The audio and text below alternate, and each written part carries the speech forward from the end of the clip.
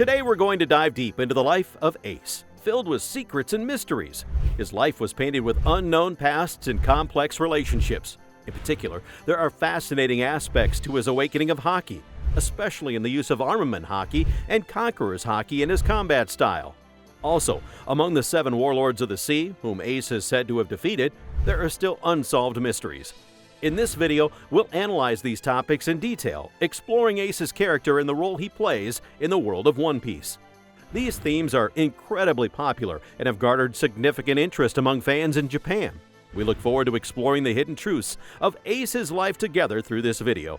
Make sure to watch until the end, and please share your thoughts and opinions about Ace's fighting style in the comments section. Let's get started. First off, let's delve into Ace's basic information, which some of you might already know, but let's take a closer look. Ace is known as the 2nd Division Commander of the Whitebeard Pirates, but he is more widely recognized as Fire Fist Ace, a user of the Flame Fruit that allows him to control fire. He deeply revered his captain Whitebeard and aimed to make him the Pirate King. Tragically, both lost their lives in the Summit War. Ace was the son of legendary pirate Gul D. Roger, once a rival of Whitebeard and known as the Pirate King, and was born in Batarilla in the South Blue. Being the son of the Pirate King, Ace's existence had to be kept a secret, and his mother, Portgas D. Rogue, hid him in her womb for 20 months before giving birth to him. However, due to the immense strain, Rogue passed away after his birth. Fortunately, with the help of Garp, Ace's life was saved. Later, he was entrusted to a bandit named Dayton in Fuchsia Village by Monkey D. Garp. Ace, along with Sabo and Luffy, continued to train and eventually started his adventure from the East Blue 5 years ago at the age of 17. Right after setting sail, he unfortunately drifted onto the uninhabited island of Sixus, known to be inescapable once stranded in the East Blue. This tale of Ace is depicted in One Piece episode of Ace, written by the author Dr. Stone. Of course, this story comes from an official book published by Shueisha, supervised by Eiichiro Oda himself. Returning to Ace's story, he ends up on an island named Sixus, where he begins a survival life. On this island, he meets a man named Deuce, who later becomes a crew member of the Spade Pirates, playing a role similar to Zoro for Luffy. After many twists and turns, Ace and Deuce form a strong bond and survive together. Interestingly, this was the period when Ace became a devil fruit user. He saves Deuce from a strange bird which drops a chest containing the Flame Fruit. Thinking it was just a fruit, and being on the brink of death due to their survival situation, Ace and Deuce share and eat it. You might be surprised to hear that both ate the same devil fruit. Do you know what happens when you eat a devil fruit? Actually, there's a rule that the first person to eat the fruit gains its powers. Therefore, since Ace ate the Flame Fruit first, he became its power holder. It's intriguing to think that Deuce could have been the one to gain its abilities. At this point, Ace and Deuce had agreed to eat the devil fruit simultaneously, but Deuce hesitated due to a sense of regret. This hesitation stemmed from his suspicion that Ace, being stronger and more resilient, might have been secretly obtaining food somewhere. Facing the possibility of death, Deuce was filled with remorse for doubting Ace. As a result, when offered a share of the life-saving fruit, he couldn't bring himself to eat it immediately. It's possible that Ace became the fruit's power holder due to his deep care for his comrades and his courageous spirit. This is a truly fascinating episode in their story. Ace and Deuce successfully crafted a boat powered by the Flame Fruit, managing to escape the supposedly inescapable island of Sixus. Following their escape, they encountered unique characters such as Skull, the informant, Mihal, a former teacher-turned-navigator, and Kotatsu, a large cat. Eventually, they formed the Spade Pirates, with Ace as the captain venturing into the Grand Line. There, they engaged in battles with Marines like Isuka and Daro, quickly gaining notoriety as rising stars among pirates. Ace, even as a Logia user, was able to knock out a giant bird with a single blow, solidifying his status as one of the strongest rookies. Interestingly, Isuka, despite being a Marine, believed in Ace and sought revenge against the pirates who attacked her hometown. Isuka had lost her parents in a fire caused by pirates in her childhood, which left her with burns. Admiring the Marine Daro who saved her, Isuka enlisted in the Navy to pursue the Spade Pirates. However, she was shocked to discover a distressing truth.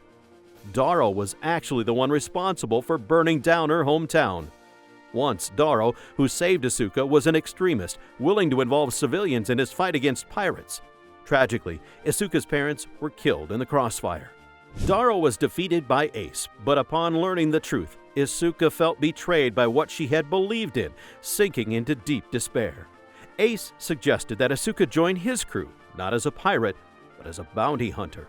However, Asuka did not accept the offer. With a strong sense of justice, she ultimately chose to continue her path as a Marine, declining Ace's invitation, leading them to part ways. For Asuka, flames were a trauma, and her connection to pirates who were responsible for her parents' death might have influenced her decision. Considering this background, Ace refrained from pressuring her to join. This episode occurred before Ace joined the Whitebeard Pirates. It's uncertain what Ace's current status is, but if he were alive, he would have surely heard about his demise by now. Reverting to the story, Ace was offered a position among the 7 warlords of the sea around this time. Asuka and Daro, who had been battling the Spade Pirates since their inception, were the ones to deliver the invitation to join the 7 warlords. However, Ace declined the offer. In Chapter 1100, it was revealed that Ace had defeated a member of the 7 warlords. It is likely that the government invited Ace to join them after he had defeated a warlord. Aiming for greater heights as a pirate, Ace disapproved of the 7 warlord system. Indeed, before battling Whitebeard, Ace had already fought against a warlord, proving the effectiveness of his Flame Fruit abilities. One reason for his disdain for the 7 warlords might be his previous encounters with despicable members of their ranks before entering the New World, similar to how Luffy defeated Crocodile in Doflamingo. In essence, Ace had his own experiences defeating a vile warlord. After becoming a Flame Fruit user in the East Blue, defeating a warlord in the Grand Line, and entering the New World, Ace visited a winter island where the red-haired pirates resided to greet Shanks. This winter island, characterized by a giant sword, is speculated to be an island of giants. Striving for the summit of piracy, Ace eventually engaged in battle with the Whitebeard Pirates. His confrontation was with Jinbe, owing a debt of gratitude to Whitebeard. After a fierce 5-day battle with Jinbe, both warriors collapsed from injuries and exhaustion. It was then that Whitebeard, having heard of Ace, finally revealed himself. Exhausted from the battle with Jinbe, Ace challenged Whitebeard, but was utterly defeated, unable to match the legendary pirate's strength. Though Whitebeard was weakened by illness, it would have been a tall order for a rookie like Ace to win against him. Impressed by Ace's bravery to face him alone to protect his comrades, Whitebeard took a liking to his reckless nature and decided to bring him aboard his ship. Ace repeatedly refused Whitebeard's offer and faced defeat every time, totaling 100 attempts. Each time he was cared for by Marco and Thatch, listened to stories about the old man, and eventually opened his heart to Whitebeard, who called him son, leading him to join the Whitebeard Pirates. Interestingly, Ace had visited Wano country, but this was during his time with the Spade Pirates, likely before challenging the Whitebeard Pirates upon entering the New World. He met the 5-year-old Tama and Kaido's son Yamato, receiving an important Vivre card, and parted ways after sharing dreams. Ace's backstory, as depicted, is filled with various Easter eggs and hidden foreshadows. Having discussed Ace's story, I'll next introduce some interesting tidbits and theories derived from his past. Let's begin with a little-known fact about Ace's past concerning hockey. Many believe Ace couldn't use hockey because he didn't display its use after awakening the Conqueror's hockey in his childhood to save Luffy. However, Ace was indeed a powerful hockey user. You might recall his fight with Smoker when he didn't use hockey, leading many to assume he couldn't. But in the novel version and episode Ace, it's implied that he awakened armament hockey before entering the New World. Furthermore, he could control Conqueror's hockey as seen in Fishman Island, where he could make only his enemies faint. Mastering both armament and Conqueror's hockey, Ace was truly formidable. Unlike Luffy, who was taught hockey by Rayleigh, Ace was self-taught his hockey skills. While he struggled with observation hockey, he learned to improve it in battle taught by Thatch, eventually achieving future sight. Ace's ability to utilize armament, Conqueror's hockey, and even future sight confirms his combat style didn't solely rely on his devil fruit powers.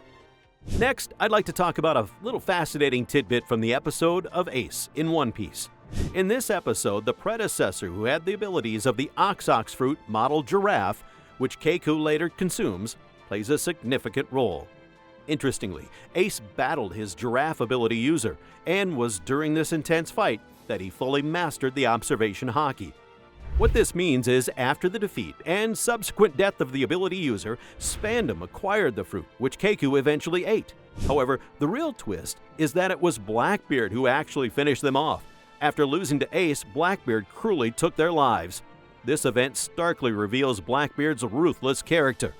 Moreover, Blackbeard often gets caught off guard and hit, but his toughness is legendary. Even when injured, he simply endures the pain, showcasing an enduring trait from his past. The mystery of Blackbeard's body has intrigued fans for many years, and to this day, the secrets surrounding him remain deeply enigmatic. Let's delve into a speculation about a certain Seven Warlord of the Sea whom Ace had defeated in the past. This story unfolds in episode 1100, revealing a former Warlord of the Sea vanquished by Ace. Before his epic battle with Whitebeard, Ace had engaged in combat with Jinbe. However, it's believed that this former warlord wasn't Jinbe. This is inferred because Jinbe's first appearance was in Impel Down, where he was still recognized as a member of the Seven Warlords of the Sea at that time. Moreover, it seems Sengoku considered Jinbe as a warlord until just before the Paramount War. He attempted to persuade Jinbe, who declared his resignation from the warlords during the conflict. So, who could this warlord defeated by Ace be? Interestingly, there's no concrete information available on this matter, and while it could be a new character, let's explore three other possibilities. The first hypothesis is that someone from the Blackbeard Pirates may have defeated this warlord. Historically, defeated warlords often end up imprisoned in Impel Down, as was the case with Crocodile and Doflamingo, both confined in Level 6. It's possible that the Seven Warlord of the Sea defeated by Ace was imprisoned in Impel Down and may have escaped and resumed his pirate life under Blackbeard's flag. Interestingly, there's a second candidate in this mystery, a pirate who was once part of the Rocks Pirates. When warlords face defeat, like Crocodile and Doflamingo, they might end up imprisoned or even killed, as happened with Moria. Considering they were defeated by a rookie Ace, they might not have been overwhelmingly powerful, but holding the title of a warlord certainly commands respect. It's possible that one of the former Rocks Pirates members, used by Moria as a zombie soldier, was the warlord defeated by Ace. Though not exceptionally strong, their title holds significant weight. The third candidate is the yet-to-be-identified Man with Fire Scars. He presumably lost to Ace due to the Flame Fruit powers, resulting in his burns. The theory around this Man with Fire Scars stems from the Flame Fruit connection, but is considered the least likely.